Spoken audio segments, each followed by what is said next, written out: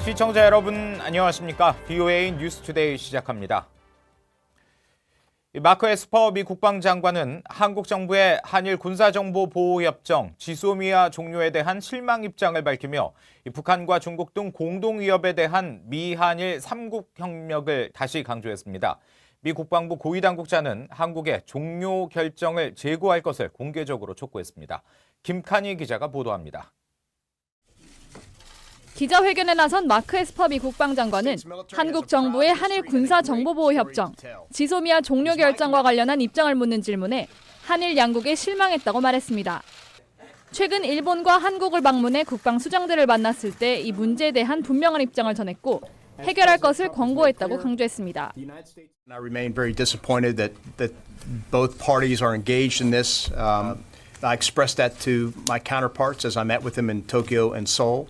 And of course, urged them to work it out between them. 에스퍼 장관은 이어 미한일 3국은 북한, 중국 등 더 큰 위협에 직면해 있으며 함께 일할 때 더 강해진다고 말하고 양국 갈등을 빨리 해결해 중요한 문제들을 논의할 수 있도록 궤도에 다시 올라야 한다면서 한일 대화를 촉구했습니다. 마크 덤포드 미 합참의장도 실망감을 표하면서 지소미아 종료 결정은 한일 관계의 후퇴라고 밝혔습니다. 이어 미한일 3국 간 효율적 관계는 공동의 이익이고 한일 군사정보보호협정은 강력한 것이라면서 지소미아 종료에 따른 군사적 대응 방안을 언급했습니다. We have other ways of sharing information. Obviously, none as effective as a very strong bilateral information sharing agreement between the two countries. But there are other mechanisms in place to allow us to deal with an alliance crisis or contingency. 이런 가운데 국제전략문제연구소 CSIS가 주최한 세미나에 참석한 랜달 슈라이버 국방부 인도태평양 안보차관보는 한국 정부의 한일 군사정보보호협정 유지를 촉구했습니다. In the immediate near term, we do call on the Republic of Korea to recommit to GSOMIA and to renew that agreement. And we also call on both sides to participate in meaningful dialogue to address their differences. 그러면서 한국 정부의 결정은 직면한 심각한 안보 도전에 대해 문재인 정부가 심각한 오해를 반영하는 것일 수 있다고 지적했습니다. 슈라이버 차관보는 또 미국은 한국의 지소미아 종료 결정에 대해 알고 있지 못했으며 한국과 일본이 갈등을 빚으면 유일한 승자는 중국과 러시아 같은 경쟁자라고 우려했습니다. VOA 뉴스 김칸입니다. 이런 가운데 한국 정부는 미국의 지소미아 종료에 대한 공개적인 비판을 자제해 줄 것을 요청한 것으로 알려졌는데요. 이 국무부는 문재인 정부 결정에 우려하고 실망했다는 입장을 분명히 했습니다. 이어서 함지하 기자가 보도합니다. 미국 정부는 한국 정부의 지소미아 종료 결정 소식이 나온 22일 이후 줄곧 한국의 문재인 정부를 직접 언급하면서 강한 우려와 실망을 표한다는 입장을 내놓고 있습니다. 마이크 폼페오 국무장관은 동맹인 한국과의 외교 문제에 있어 이례적으로 실망감을 직접 표했습니다. We're disappointed to see the decision that the South Koreans made about that information sharing agreement. We were urging each of the two countries to continue to engage, to continue to have dialogue. 동북아 지역 안보와 미한일 3국 동맹을 강조하고 있는 미국 정부의 강경한 입장은 지소미아 종료 결정 첫날부터 예고됐었습니다. 미 국방부는 당초 한일 양국의 조속한 입장차 해소를 권한다는 내용의 논평을 냈다가 이후 추가로 문재인 정부를 직접 거론하며 강한 우려와 실망을 표한다는 유감의 뜻을 밝혔습니다.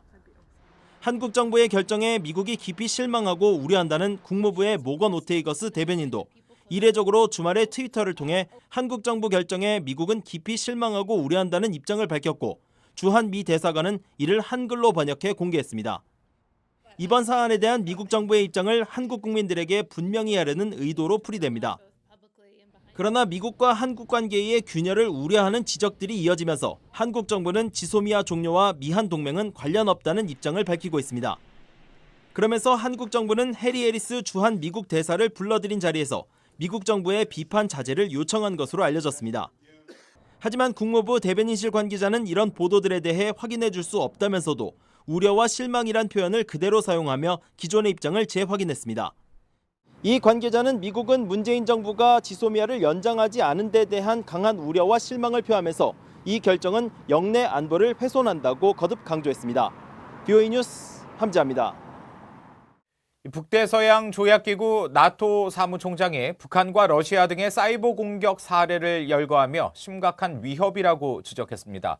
이 북한 등의 사이버 공격에 효과적으로 대응하기 위해서는 나토 회원국 전체의 공동 대응이 필요하다면서 집단 방위 조항 발동 가능성도 경고했습니다.